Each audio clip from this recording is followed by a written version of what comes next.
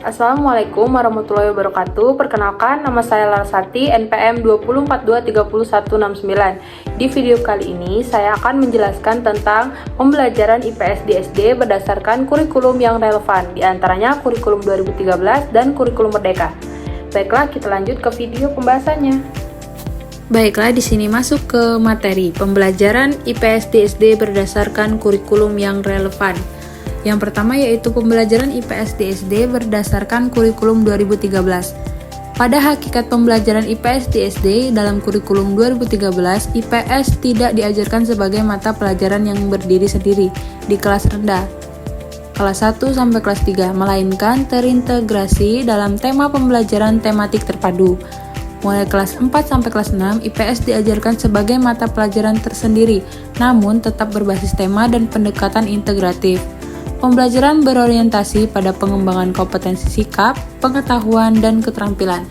Selanjutnya, adapun tujuan pembelajaran IPS di SD dalam kurikulum 2013. Menurut kurikulum 2013, tujuan utama adalah yang pertama, mengembangkan kesadaran peserta didik sebagai bagian dari masyarakat, bangsa, dan dunia. Yang kedua, membekali siswa dengan kemampuan berpikir kritis, kreatif, komunikatif, dan kolaboratif atau 4C. Yang ketiga, menumbuhkan sikap sosial, rasa ingin tahu, peduli, tanggung jawab, disiplin, demokratis, dan cinta tanah air. Yang keempat, membiasakan peserta didik mengambil keputusan dan memecahkan masalah sosial sesuai tingkat perkembangan usianya. Selanjutnya, kita masuk ke karakteristik pembelajaran IPS dalam kurikulum 2013. Yang pertama, tematik integratif, menghubungkan IPS dengan mata pelajaran lain, misalnya PPKN, Bahasa Indonesia, IPA, SBDP, dan Matematika. Yang kedua, berbasis kompetensi, fokus pada kompetensi inti atau KI dan kompetensi dasar atau KD, yang meliputi sikap spiritual, sikap sosial, pengetahuan, dan keterampilan. Yang ketiga, pembelajaran aktif, menggunakan pendekatan saintifik atau 5M, mengamati, menanya, mengumpulkan informasi, menalar, dan mengomunikasikan. Yang kelima, kontekstual, materi dikaitkan dengan kehidupan sehari-hari siswa, contohnya lingkungan keluarga, sekolah, dan masyarakat. Yang keenam, penguatan pendidikan karakter atau PPK, menekankan pada nilai religius, nasionalis, mandiri, gotong royong, dan integritas. Adapun materi IPS di SD dalam kurikulum 2013. Materi dikembangkan sesuai dengan dunia anak SD, antara lain lingkungan sosial, yaitu keluarga, sekolah, dan masyarakat. Yang kedua, geografi sederhana, yaitu peta, cuaca, kenampakan alam, daerah tempat tinggal. Yang ketiga, sejarah lokal dan nasional, tokoh pahlawan, peristiwa proklamasi budaya daerah. Yang keempat, ekonomi sederhana, contohnya kebutuhan manusia, kegiatan jual beli, produksi, distribusi, dan konsumsi. Yang terakhir yaitu kewarganegaraan, yaitu nilai Pancasila, demokrasi, dan persatuan bangsa. Adapun pembahasan yang terakhir dalam kurikulum 2013, terdapat model dan metode. Model dan metode dalam pembelajaran IPS di SD dalam kurikulum 2013 terdapat Problem Based Learning atau PBL, yaitu melatih pemecahan masalah sosial. Yang kedua, Project Based Learning, PJBL, melatih kolaborasi dan kreativitas. Yang ketiga, Discovery Learning, yaitu menumbuhkan rasa ingin tahu. Yang terakhir, metode lain atau diskusi, bermain peran, simulasi, observasi lapangan, dan studi kasus. Yang terakhir, terdapat penilaian. Penilaian dalam pembelajaran IPS yaitu yang pertama menggunakan penilaian autentik yang mencakup sikap, yaitu jujur, disiplin, peduli, dan cinta tanah air. Pengetahuan, yaitu fakta, konsep, dan prosedur IPS. Yang terakhir yaitu keterampilan, menyajikan laporan, membuat peta sederhana, berdiskusi, dan presentasi.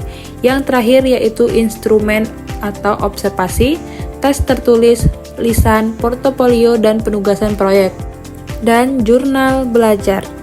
Selanjutnya kita akan masuk pembelajaran IPS di SD berdasarkan kurikulum Merdeka. Pada kurikulum Merdeka, IPS dapat diintegrasikan menjadi mata pelajaran IPAS atau Ilmu Pengetahuan Alam dan Sosial yang bertujuan untuk pemahaman lingkungan yang lebih holistik. Selanjutnya, adapun tujuan pembelajaran IPS di SD berdasarkan kurikulum merdeka. Tujuan yang pertama yaitu membentuk peserta didik yang memahami diri dan lingkungannya, atau sosial, budaya, ekonomi, dan sejarah. Yang kedua, menumbuhkan kesadaran kebangsaan serta rasa cinta tanah air. Yang ketiga, mengembangkan kemampuan berpikir kritis, analitis, dan kreatif dalam memecahkan masalah sosial. Yang keempat, membiasakan siswa untuk bekerja sama, menghargai perbedaan, dan berpartisipasi aktif dalam kehidupan bermasyarakat.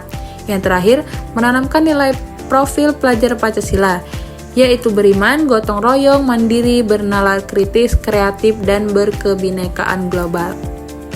Nah, selanjutnya kita akan masuk ke dalam karakteristik pembelajaran IPS di SD dalam kurikulum merdeka.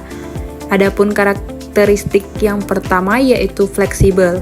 Guru diberi keleluasaan menyesuaikan materi dengan konteks lokal, misalnya budaya, daerah, sejarah lokal, dan lingkungan sekitar. Yang kedua, berbasis proyek atau PJBL. Proyek tematik lintas mata pelajaran yang mendorong kolaborasi dan aksi nyata. Yang ketiga, kontekstual. Pembelajaran dikaitkan dengan pengalaman nyata anak, yaitu pasar, lingkungan rumah, dan budaya daerah. Yang kelima, integratif. Materi IPS bisa dipadukan dengan IPA, bahasa Indonesia, atau seni melalui proyek. Yang terakhir, berpusat pada siswa, student center, yaitu siswa aktif mencari tahu, guru sebagai fasilitator.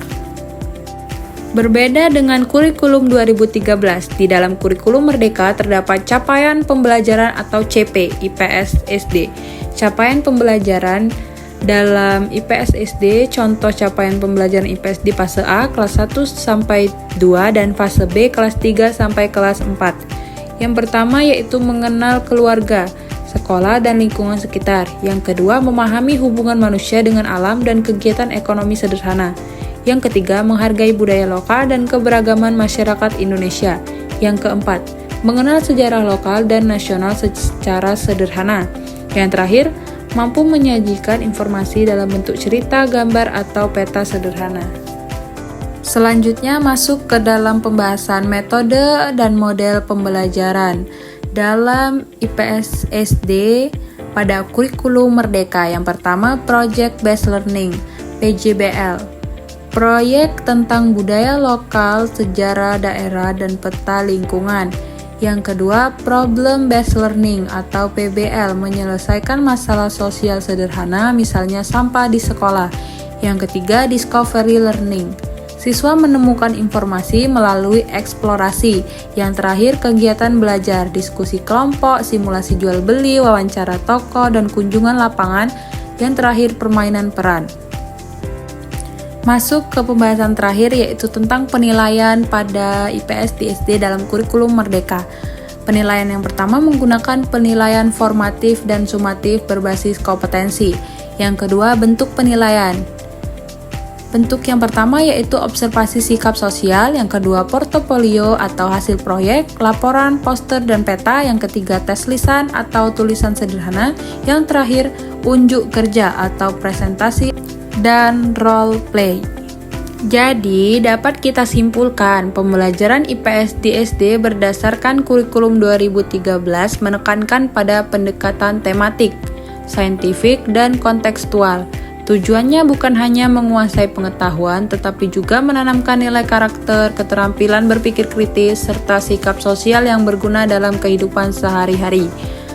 Dalam kurikulum merdeka dapat kita simpulkan pembelajaran IPS di SD berdasarkan kurikulum merdeka lebih menekankan pada pengalaman belajar yang nyata, fleksibel, dan berbasis proyek.